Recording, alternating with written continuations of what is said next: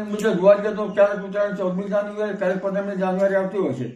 આ વખતે ઉત્તરાયણ અંગે જોઈએ તો પતંગ વેચવા માટે પતંગ ચગાવવામાં કેવું પવન રહે છે તેની ગતિવિધિ જોવામાં આવતી હોય છે.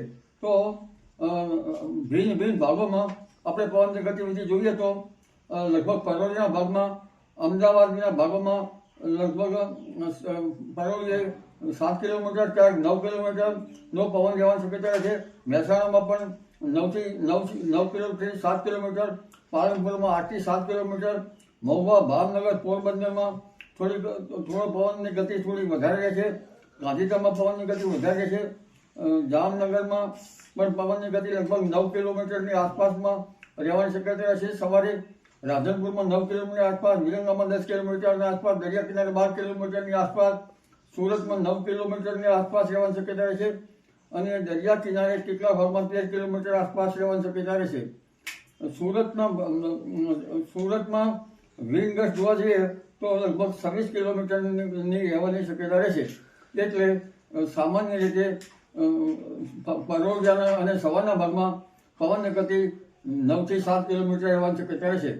બપોરે 10 વાગ્યાની આસપાસ 6 થી 7 કિલોમીટર મહદ ભાગોમાં, અને બપોરે 1 વાગે 6 થી 7 કિલોમીટર, અને સાંજે 4 વાગે 6 થી 7 કિલોમીટરની આસપાસ રહેવાની શક્યતા રહેશે.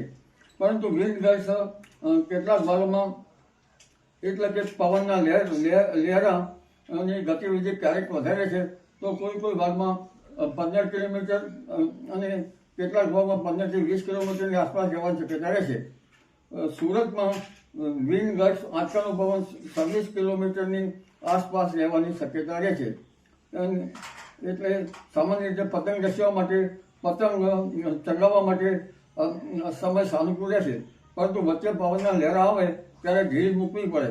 એટલે એકંદરે આ ગતિ સારી રહેશે. તારીખ 15મી તારીખે પણ પવનની ગતિ કંઈક સવારે ઓછી, અને દિવસ દરમિયાન પણ ક્યારેક વધારે કે ક્યારેક ઓછી રહેવાની શક્યતા રહેશે. ક્યારેક પવનની ગતિ 5 થી 6 કિલોમીટર, ક્યારેક 4 કિલોમીટર પરોળીના ભાગમાં રહી શકે.